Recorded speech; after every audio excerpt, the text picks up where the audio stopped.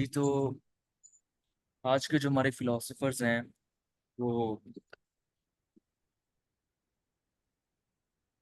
इम्पेडिकलीज और डिमोक्रेटिस हैं। इम्पेडिकलीज और डिमोक्रेटिस। मैं जरा चैट के अंदर इसको पिन कर देता हूँ। बार बार आके पूछ रहे होते हैं सब।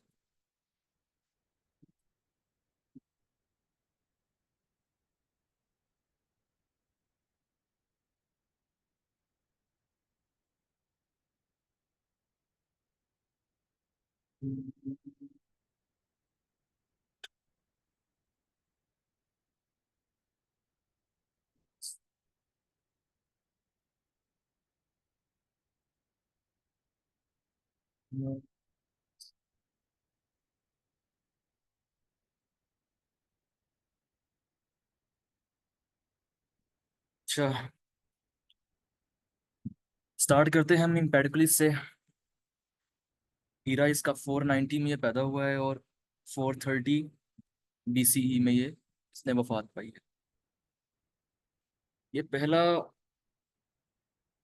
वो फिलोसोफर था कि जिसने मॉनिस्ट जो माइंड सेट है ना कि ये दुनिया जो है वो एक फंडामेंटल एलिमेंट से बनी है, इस चीज से हटकर इसने इस चीज को रिप्रेजेंट किया कि ये जो दुनिया है ना ये बेसिकली चार फंडामेंटल एलिमेंट से तश्कील पाई है। मैं वो स्लाइड शेयर कर देता हूँ आपको। इसके अंदर वो फंडामेंटल एलिमेंट्स हैं।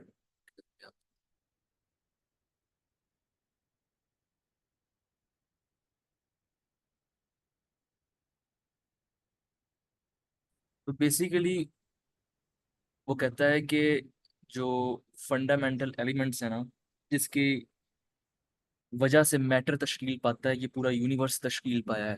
वो बात सिर्फ अर्थ की नहीं कर रहा होता, पूरे यूनिवर्स की कर रहे होते हैं सारे philosophers. All the universe. So वो कहता है कि जो चार एलिमेंट है ना फंडामेंटल एलिमेंट, वो वाटर है जो कि थेलिस ने कहा था। एंड सेकंड वो कहता है कि वो एयर है, पानी है। सॉरी, वो हवा है, पानी है। और तीसरा जो हेराक्लिटस ने कहा था फायर, वो है। और चौथा अर्थ। ये चार फंडामेंटल एलिमेंट्स हैं, आप लोगों ने पढ़े होंगे।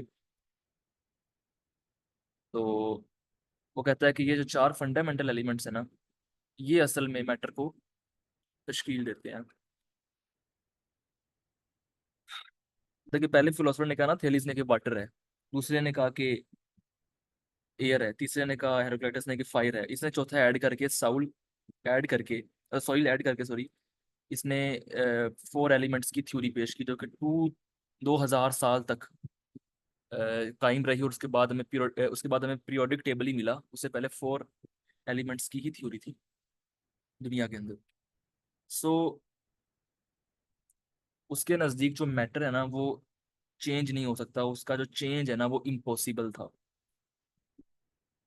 ठीक है। कह रहा कि अगर मैटर एग्जिस्ट करता है ना तो उसमें चेंज नहीं हो सकता।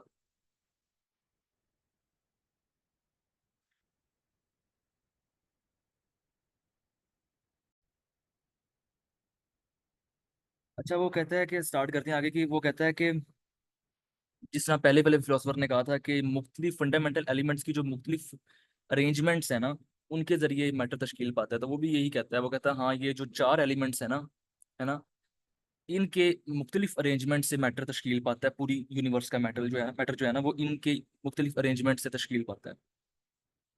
लेकिन एक बड़ी मजेदार अंदर वो बात ऐड करता है। वो कहता है लेकिन जो पावर है ना जो इनको आपस में कनेक्ट करती है, जो इन चारों मैटर्स को आपस में कनेक्ट करती है। क्योंकि पहले तो हम सिर्फ कह रहे थे कि एक फंडामेंटल एलिमेंट है, तो उसको किसने कनेक्ट करना, वो सिर्फ एक फंडामेंटल एलिमेंट है। लेकिन अब चार फंडामेंटल एलिमेंट्स हैं तो उसके लिए लाजमी है कि कोई पावर हो कि जो उनको आपस में कंबाइन कर रही है। सो उसके नजदीक वो कौन सी पावर थी?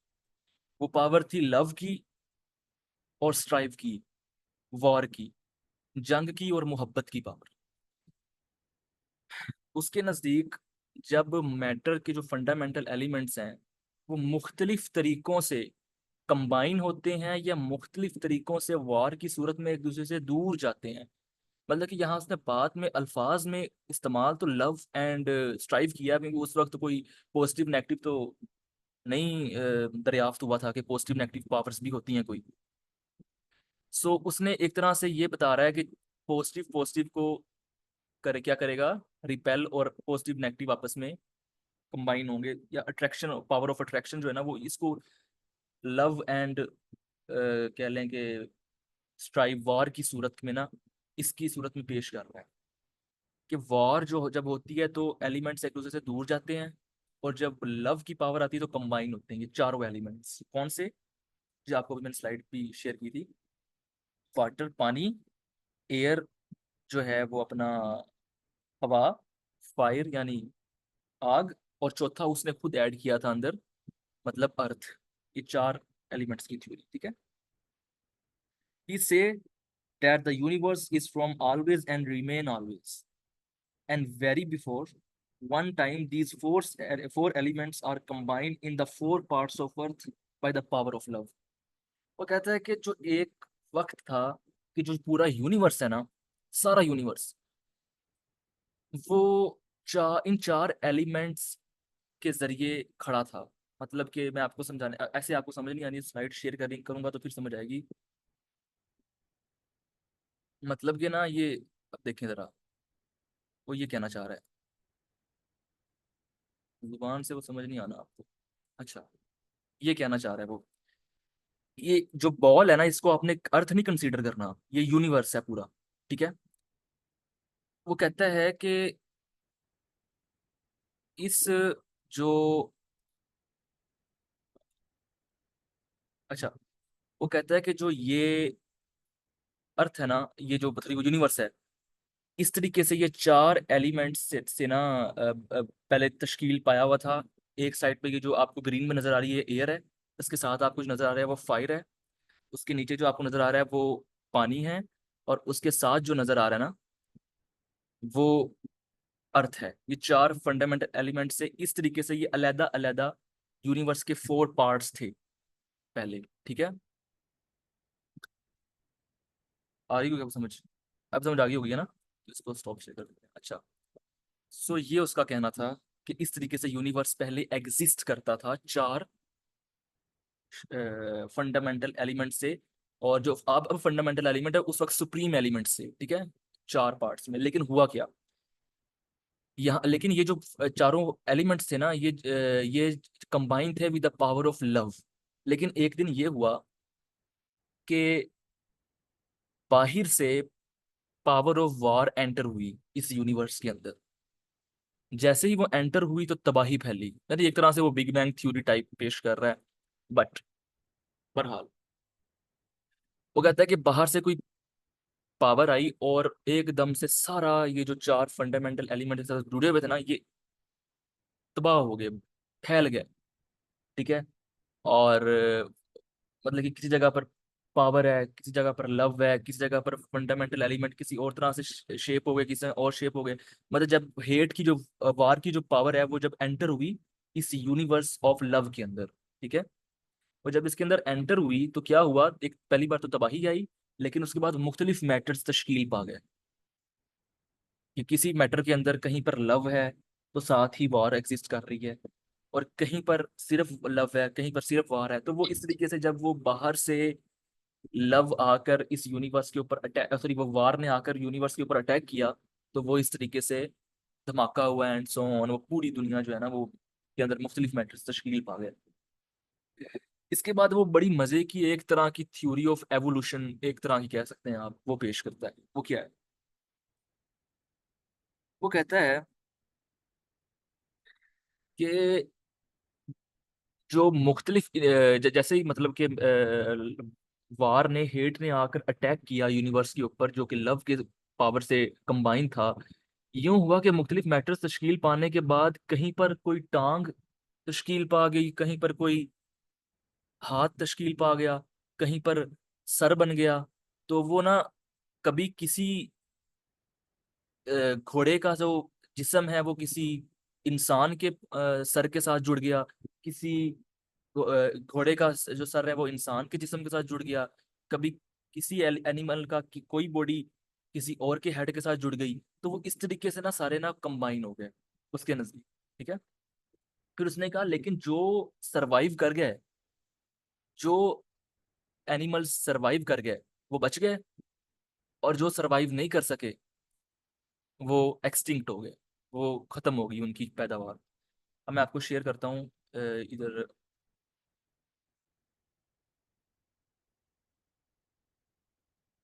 एक मिनट रुकिएगा।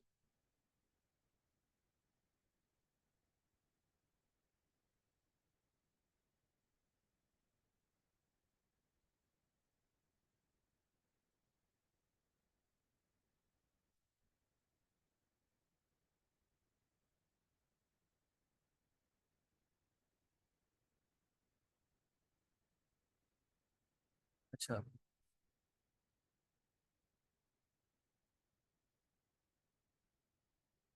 जो हो गया होगा, ये देखिए जरा, कितना मजेदार है।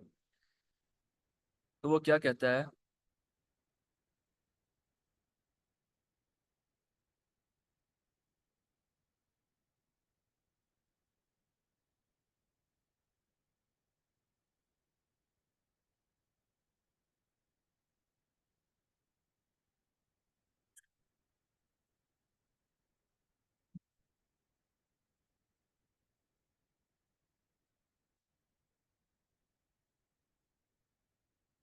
अच्छा, वो कहता है कि मुख्तलिफ तरह से ना वो आकर जुड़ गया, चीजें जो पार्ट्स मुख्तलिफ तरह एग्जिस्ट कर रहे थे ना वो साथ साथ आके जुड़ गए। देखें ये पहली पिक के अंदर जरा आप देखें, किसी इंसान की जो बॉडी है वो एक घोड़े के साथ जुड़ी हुई है, सॉरी वो उसका जो सर है वो किसी घोड़े की बॉडी के साथ जुड़ा हुआ है। सेकंड में एक इंसान की जो बॉडी है वो किसी घोड़े के सर के साथ जुड़ी हुई है। तीसरे में किसी, आई थिंक सो डायनासोर है या पता नहीं कौन सी मखलूक है, उसकी बॉडी जो है वो घोड़े के सर के साथ जुड़ी हुई है। चौथे के अंदर कोई, मेरा कल घोड़ा है या गधा है या क्या है, उसकी बॉडी ये इंसान के साथ जुड़ी हुई है।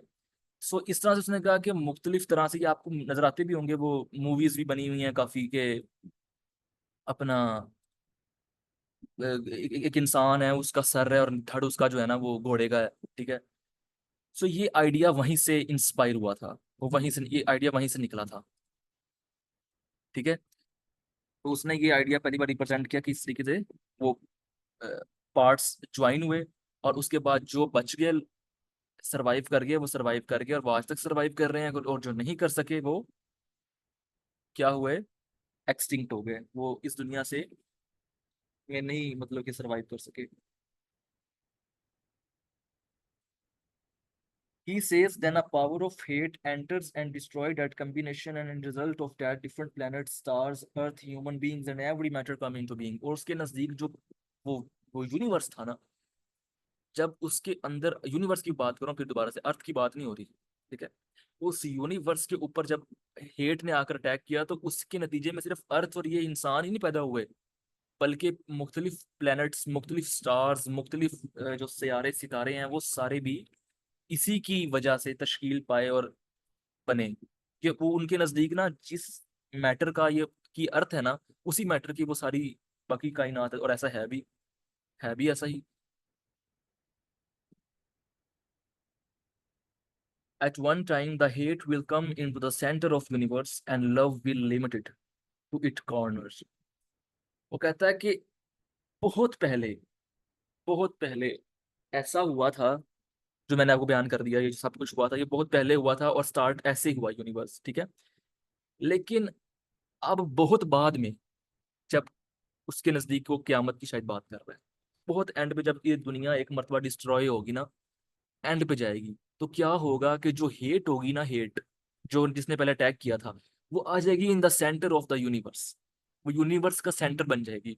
और वो लव को ना साइड पे करती करती कॉर्नर्स पर, यूनिवर्स का जो कॉर्नर है ना उस पे आ जाएगा लव का जो की जो पावर है ना, वो यूनिवर्स के कॉर्नर पर आ जाएगी। ठीक है।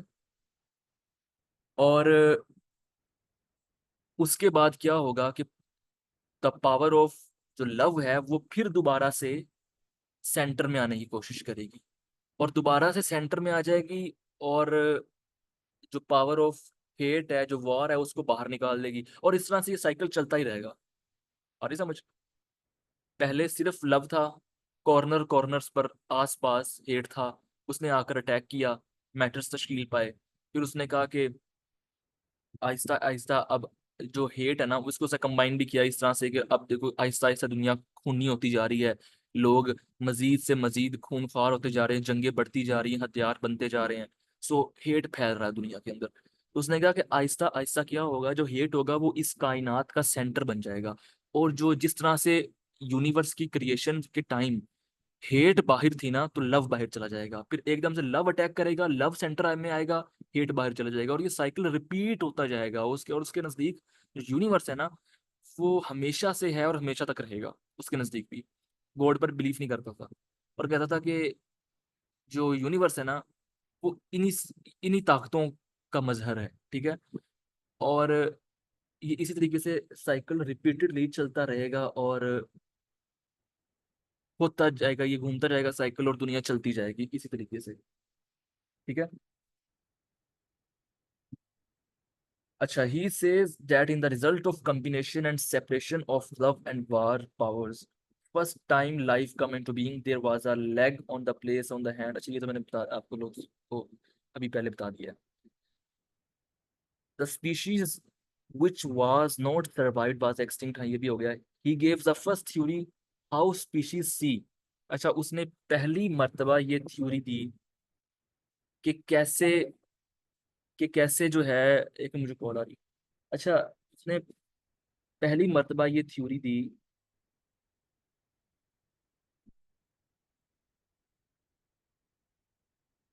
उसने पहली मर्तबा ये थ्योरी दी कि इंसान देखता कैसे है। हाउ ह्यूमन बीइंग सी। इंसान दिखता कैसे है। वो कैसे, उसने कहा देखें,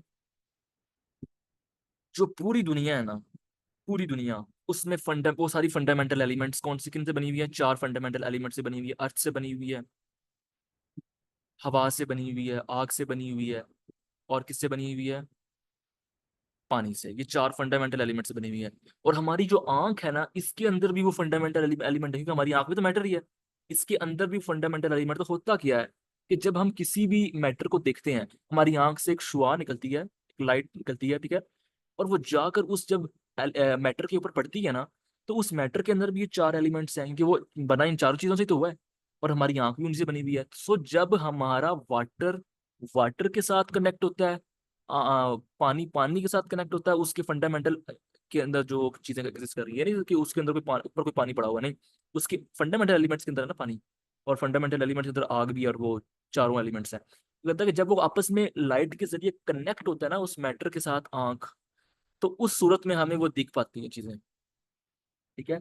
और ये पहला आदमी था कि जिसने ये बताया कि कैसे देखा जाता है, इंसान देखता कैसे है। इससे पहले किसी ने ये तस्वीर नहीं पेश किया कि हम देखते कैसे, सोच ही नहीं आई किसी को कि हम देखते कैसे हैं। तो इल्म की इब्तदा थी ना ग्रीक सिविलाइजेशन के अंदर, तो वहां से उन्होंने सोच विचार शुरू किया। तो तब ये लोगों में फैला कि इस बारे में भी स्टडी किया जा सकता है कि हम देखते कैसे हैं।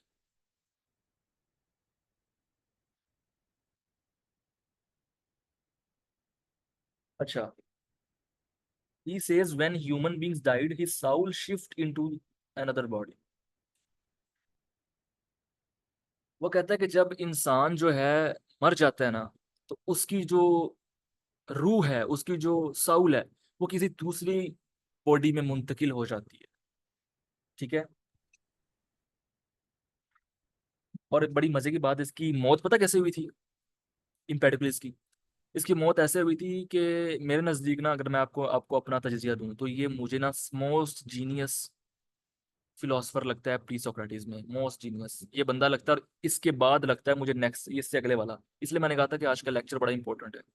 इसी जो अगला है ना, डिमोक्रेटिस, वो सेकंड पर, और ये बंदा फर्स्ट पर मुझे जो है ना most genius pre Socrates philosopher लगता है। जिस तरीके से उसने देखे ना, किस तरीके से फोर एलिमेंट की थ्योरी पेश की, फिर उसको किस तरीके से उसने कंबाइन किया विद द साइट कि हम देखते कैसे हैं। फिर उसने किस तरीके से उसको मजीद आगे बताया कि उसको मतलब कंबाइन किया कि कैसे इंसानी जिस्म जो है वो किससे जुड़ा, वो एक तरह की एवोल्यूशन की थ्योरी भी पेश करती है, ठीक है ना। सो ये भले उसने 100 फॉल्ट्स हैं, लेकिन एक तरह की उसने एलिमेंट्स भी पेश किए कि मजीद एलिमेंट से दुनिया बाहर मोनिस्ट तो नहीं है। आज की दुनिया मोनिस्ट तो नहीं है। वो तो ये कहते हैं ना कि मुख्तलिफ एलिमेंट से बनी है दुनिया। तो एक तो उसने वो एक ये उजागर किया, पहले तो सारी मोनिस्ट थे ना प्री सोक्रेटिस, लेकिन ये वाहिद आदमी था जो मोनिस्ट नहीं था। इसने कहा कि फोर एलिमेंट से बनी है। तो एक ये बहुत बड़ा इसका कह लें कि इसकी इसका इसका काम है। और एक जो इसने ये थ्योरी ऑफ एवोल्यूशन पेश की, और ये जो थर्ड इसने जो है ना, अभी आपको मैंने बताया वो पेश की। सो बड़ा ही कमाल किस्म का फिलोसफर, बड़ा जीनियस। तो इसने, जाहिर बात है जब इस किस्म की जो इंटेलिजेंट किस्म की फिलोसफी कोई पेश करेगा तो दुनिया वाले भी उसको जरा उठा के रखेंगे कि यार क्या जीनियस बंदा है तू। सो वो उसके अंदर एक तरह का तकब्बुर, एक ऐसा घरूर आ गया था कि वो कह रहा था कि मैं देवता हूँ, आई एम अ गॉड। पहले खुद कह रहा था गॉड नहीं है, फिर कहता मैं ही खुदा हूँ। और उसने अपने स्टूडेंट्स को और लोगों को ये बताने के लिए कि मैं ही खुदा हूँ, उसने वॉल्केनो जो होती है ना, जो लावा फूटता है, उसके अंदर छलांग लगा दी थी। कहता कि तुम लोगों को दिखाऊंगा कि मैं इसके अंदर भी छलांग लगाऊंगा, मैं जिंदा निकलूंगा, मैं देवता हूँ। और उसने छलांग लगाई और रियल गॉड के पास पहुंच गया। सो खुद तो गॉड नहीं था सो रियल गॉड के पास पहुंच गया। और वहां जाकर पहुंचा, फिर उसको रियल गॉड ने कहा हाँ जी भाई, तू तो कह रहा था मैं गॉड हूँ। अब अल्लाह और उसकी क्या बातें हुई होंगी, वो तो वो और अल्लाह जानते हैं। खैर, ये हमारा कवर हो गया, इम्पेडिकलिस कवर हो गया। हम डेमोक्रेटिस की तरफ आते हैं। डेमोक्रेटिस का इरा है 460 में पैदा होता है और 370 बीसीई में ये वफात पाता है। इसने मैथ की एक थ्योरी पेश की थी। मैं अक्सर आप लोगों को जो है वो, हम चूंकि फिलोसफी पढ़ रहे हैं तो मैं जो जो भी फिलोसफर मैथ की थ्योरी पेश करते हैं मैं उसकी डीप डेप्थ में नहीं जाता। उसकी डेप्थ में जाएंगे तो हम बाकी कवर नहीं कर सकेंगे। सो मैं इसलिए जो मोटा मोटा उसका आइडिया होता है ना वो पेश कर देता होता हूँ। कि वो कहता है कि अगर फॉर एग्जाम्पल एक स्फीयर है ना, एक मतलब एक सिर्फ सिलेंडर है, एक है ना। सिलेंडर पता होगा आपको कैसे कहते हैं, वो गोल किस्म, एक तो सर्कल होता है, एक होता है सिलेंडर प्रॉपर। ठीक है। तो उस सिलेंडर का जो एरिया है, उसमें अगर हम एक उसकी बेस वही रखें और उसके ऊपर एक कोन खड़ी करें, एक ट्राइंगल टाइप ना, 3 डायमेंशन तरीके से सोचें। अगर आपने देखना हो तो उसकी वो पिक्चर मैंने डाउनलोड तो नहीं की, लेकिन वो जाकर आप देख सकते हैं कि उसने कैसी वो पेश की थी, लेकिन डेमोक्रेटिस की मैथ थ्योरी। तो वो कौन जब उस बेस के ऊपर उठाई जाएगी ना, तो वो उसका थर्ड पार्ट होगी, वो उस सिलेंडर का थर्ड 1/3 पार्ट होगी। ठीक है। उसके बाद उसने कहा he agreed to Heraclitus to that thing are changing in front of us। वो इस बात से अग्री करता था हेराक्लाइटस की कि जो दुनिया है ना, जो ये जो सारी दुनिया है, इसमें जो हमें चेंज नजर आ रहा है वो हमें नजर तो आ रहा है। अब एलियाटिक्स के नजदीक तो वो एक इल्यूजन है, लेकिन उसके नजदीक इल्यूजन नहीं था। वो कहता था कि हेराक्लाइटस ठीक कहता है कि चेंज हमें नजर तो आ रहा है। जैसे हेराक्लाइटस जब एनेक्सेमेनिस की वो जो डिबेट का आंसर दिया ना, तो उसने कहा था ना कि यार देखने में अगर देखा जाए तो चेंज तो नजर आ रहा है, और चीजें हमें मोशन करती हुई भी नजर आ रही हैं। लिहाजा दोनों ही ठीक है, दोनों ही गलत भी हैं। फिर उसने, मैं कल आपको पढ़ाया भी था कि वो किस तरीके से उसने वो स्ट्रीम, वो दरिया वाली थ्योरी पेश की। वो कहता है हेराक्लाइटस की मैं इस एक पार्ट से भी एग्री करता हूँ। वो कहता है डेमोक्रेटिस कि जो दुनिया है ना, सॉरी वो अपना ये दुनिया का मैटर है, ये हमारी आंखों के सामने मोशन कर रहा है, लिहाजा वाकई मोशन हो रही है। But in the fundamental of things there are some Parmenidean thing which is not changing. Parmenides ने क्या कहा था? बहुत स्टार्ट में मैंने पढ़ाया था, शायद किसी को याद हो, अगर किसी को याद है तो वो स्पीकर ऑन करके बोल सकता है। पारमेनिडिस ने क्या बताया था मोशन के बारे में?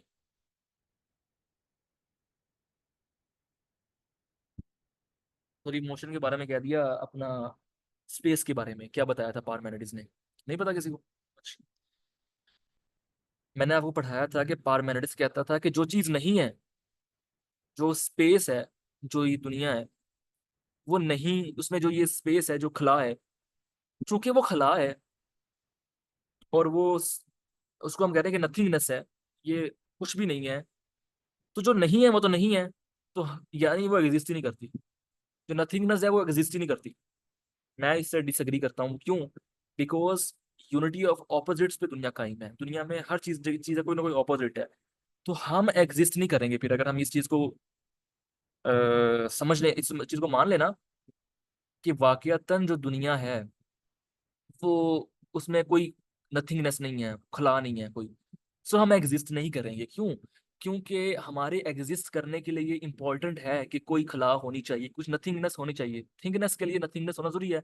जैसे आग है तो पानी होना जरूरी है। जैसे अपना दिन है तो रात होगी तो दिन कहलाएगा ना। आ रही समझना? सो अगर आप कहते हैं कि आप एग्जिस्ट करते हैं तो इट्स मोर इम्पोर्टेंट कि नथिंगनेस भी एग्जिस्ट करनी चाहिए। अगर नथिंगनेस एग्जिस्ट नहीं करेगी तो आपकी एग्जिस्टेंस ही नहीं है। सो उसने यही बात की, डिमोक्रेटिस ने, कि पारमेरिडियन जो थिंग है ना वो भी कुछ ना कुछ एग्जिस्ट कर रही है।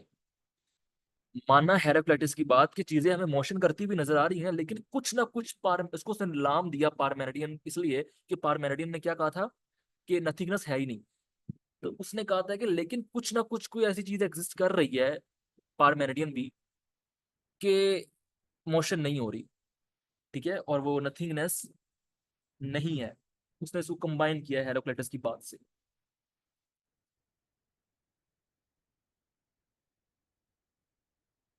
अच्छा, he says that Parmenides was right that in the space nothing come into being, but not agree to that there is no space. He says from where nothing come into being is a space. उसने पारमेनिडियन की इस बात से, पारमेनिडिस की इस बात से exist अपना वो अग्री किया कि वाकयातन जो मैटर है वो तभी एग्जिस्ट हो सकता है कि जब कोई नथिंगनेस हो। अच्छा, अब उसने मुकदमा कैसे खड़ा किया था पारमेनिडीज ने? उसने पहले मुकदमा स्टार्ट किस तरीके से किया था, पहले आपको वो समझा लो, वरना आप कंफ्यूज हो जाओगे। उसने मुकदमा इस तरीके से खड़ा किया, उसने कहा अगर कोई मैटर है ना, तो इसका मतलब कि मैटर के जो जो मैटर नहीं है वो नथिंगनेस है। लेकिन उसके बाद ये चीज उसने ऐड की थी अंदर, कि बाद में उसने ये चीज अंदर, अच्छा वो 10 मिनट का मुझे आ गया टाइमर। अच्छा, बाद में उसने ये चीज अंदर ऐड की कि जो नथिंगनेस नहीं है वो तो नहीं है, वो बाद में उसने ऐड की। लेकिन उससे पहले ये बताया कि मैटर अगर है तो इसका मतलब कि कोई चीज नहीं भी है, यूनिटी ऑफ ऑपोजिट्स को लेकर उसने कहा। लेकिन फिर उसने अगला सवाल उठाया, उसने कहा लेकिन जो चीज नहीं है वो तो है ही नहीं, तो फिर उसके बारे में कहा क्यों जाए कि वो है? नथिंगनेस है, ये क्या बात हुई? नथिंगनेस का तो मतलब ही है कि वो नहीं है। तो उसने बात उठाया, लेकिन उसने कहा मैं कि इस बात से तो अग्री करता हूँ उसकी, कि हाँ अगर मैटर है तो उसके साथ कोई नथिंगनेस भी है, अपना वो पारमेनिडिस की। लेकिन इस बात से अग्री नहीं करता कि वो अगर नहीं है तो फिर बस वो नहीं है। थोड़ा कॉम्प्लेक्स चीज है। इसको आप जो है ना वो इसलिए कहते हैं कि मेडिटेशन करनी चाहिए हमें, अपना कभी अकेले बैठ कर ना सब कुछ चीज, हर चीज अनलर्न करके और अन थॉट प्रोसेस को लेकर आए, कुछ भी आप सोच ना पाओ, और बैठ जाएं और अपना जो है ना वो उसको पता नहीं क्या कहते हैं, मुराकबा, हाँ मुराकबा करें। इससे इंसान की जो अपना वो पावर ऑफ है ना अपना, इस चीज के ऊपर सोचने की पावर, नथिंगनेस इज समथिंग, हाँ नथिंगनेस भी कोई चीज है। ऋषभ सही कह रहे हैं, नथिंगनेस को आप जब कह रहे हैं कि वो है, अब ये उल्टी बात है ना, वो ये यही तो मसला है। वो कहता है कि नथिंगनेस जो है वो है, और उसके बाद वो कह रहा है कि जो है नहीं वो तो नहीं है फिर। लेकिन आप पहली बात में कह रही तो फैलसी होगी ना, ये पहली बात में आप खुद अग्री की है कि आपने कि नथिंगनेस है, और उसी बात में कह रहे हैं कि जो नहीं है वो तो नहीं है। So it's a fallacy. ठीक है, जो उसने की थी पार्मेनिड्स ने। सो आप थोड़ा तज़किया किया करें, मुराकबा किया करें, ताकि आप फिलोसफर्स की, अब ये सोचें आप जरा कि प्री सोक्रेटिस हैं अभी। अभी जब अपने आगे फिलोसफी पढ़नी है ना, जब हम पोस्ट मॉडर्न इरा में घुसेंगे और जो हम वेस्टर्न फिलोसफी में घुसेंगे, और जब आपको नीचा पढ़ाया तो छक्के छूट जाने हैं दिमाग के।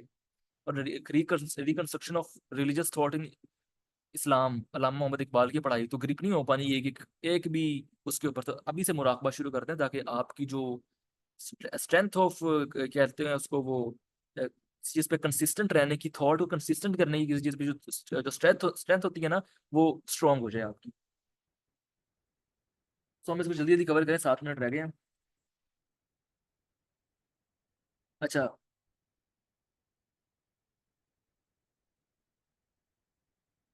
अब इसके मेन थ्योरी जो रह गई वो जल्दी जल्दी मैं बता दूं आपको। ये कहता है कि जो इसके नजदीक ना जो दुनिया है, अब इसने पहली एटॉमिक थ्योरी पेश की थी अपना डिमोक्रेटिस ने। ये मटेरियलिस्ट था, इसके नजदीक जो दुनिया है ना, गॉड नहीं था एग्जिस्ट करता इसके नजदीक भी। और ये कहता है कि जो सारी दुनिया है ना वो मटेरियल से बनी हुई है, और मटेरियल एग्जिस्ट कर रहा है, और वो एक मैकेनिज्म के तहत चल रहा है, एक हॉरिजॉन में चल रहा है। ठीक है, और उसके नजदीक उसने क्या किया, उसने कहा एक सेब लें, एक सेब को ना कट करते जाएं करते जाएं करते जाएं करते जाएं करते जाएं करते जाएं करते जाएं, और एक ऐसा पार्ट आएगा, एक ऐसा पार्टिकल हमें मिलेगा कि जो अनकटेबल होगा, जो जिसको मजीद कट नहीं किया जा सकता।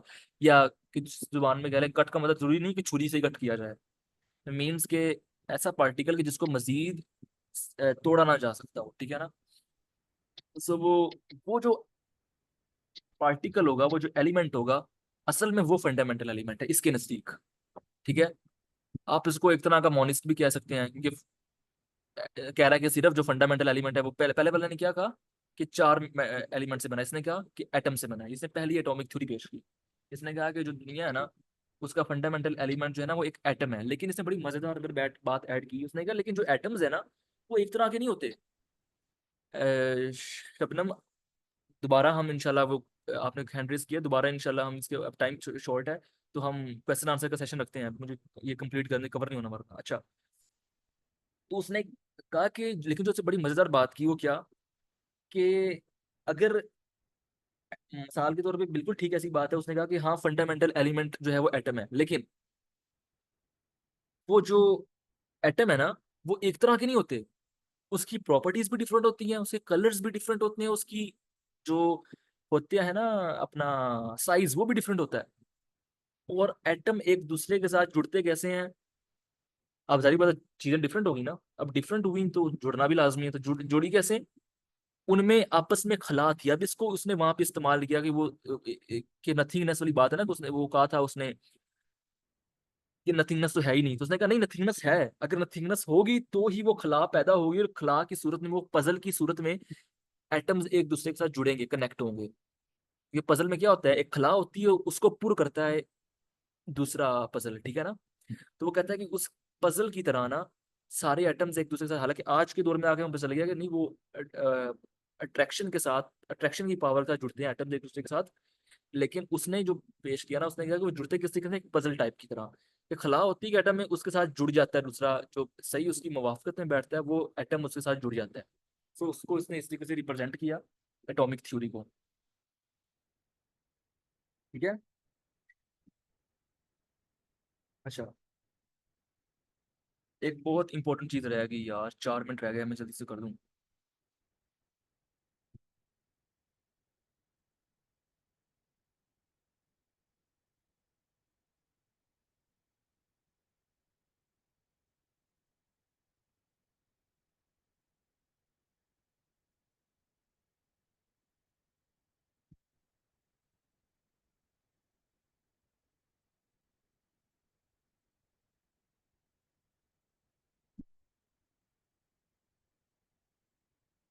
शो हो गया आपको, हुआ आपको?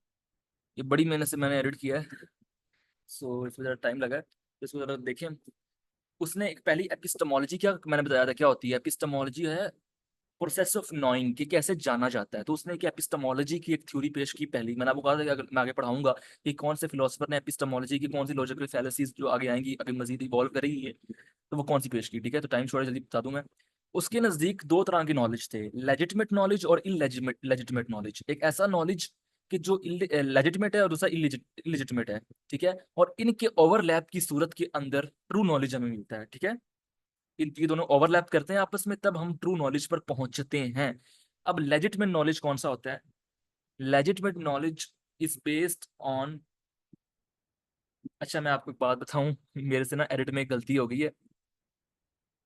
जो ये ग्रीन पिंक पार्ट है ना, ये इलेजिटिमेट है, और ये ब्लू पार्ट जो है ना वो लेजिटिमेट है, ठीक है।